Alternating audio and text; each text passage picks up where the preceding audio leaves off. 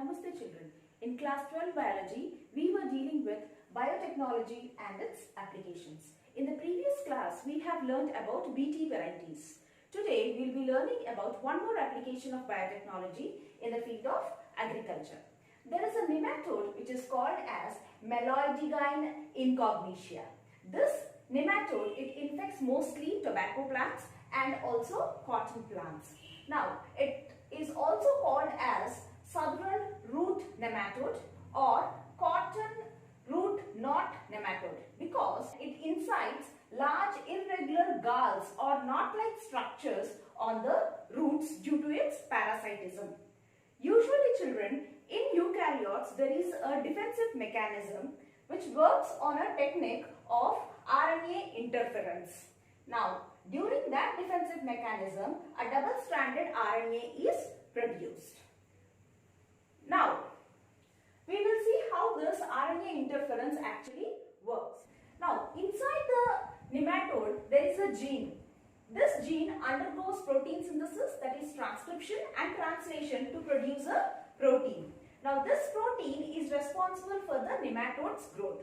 Without the production of this protein, the nematode cannot show growth, right? So, the scientists, they have isolated this gene from the nematode itself and introduced this gene in the tobacco plant. Now, inside the tobacco plant, the inserted gene actually undergoes transcription and produces double-stranded RNA, that is the dsRNA.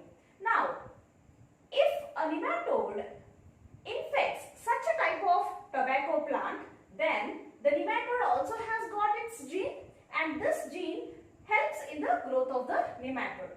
For that process, the gene needs to undergo the process of protein synthesis. So, transcription takes place and mRNA is produced.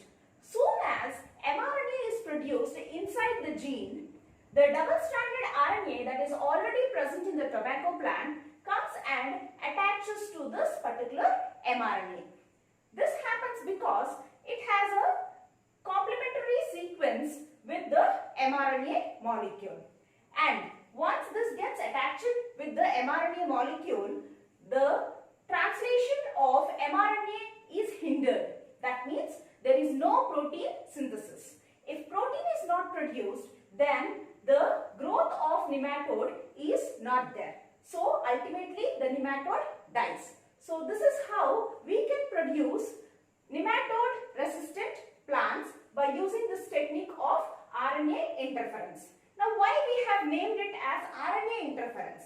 Because we are not allowing the mRNA to undergo further process. That is, it is not able to produce its proteins. Means when this dsRNA is being attached to mRNA, this is getting silenced or this is interfering with the further process of mRNA. And ultimately, no protein synthesis and no growth of the nematode and the nematode dies. So that is the reason why we have named it as RNA interference. So with this we have come to the end of this topic. Thank you.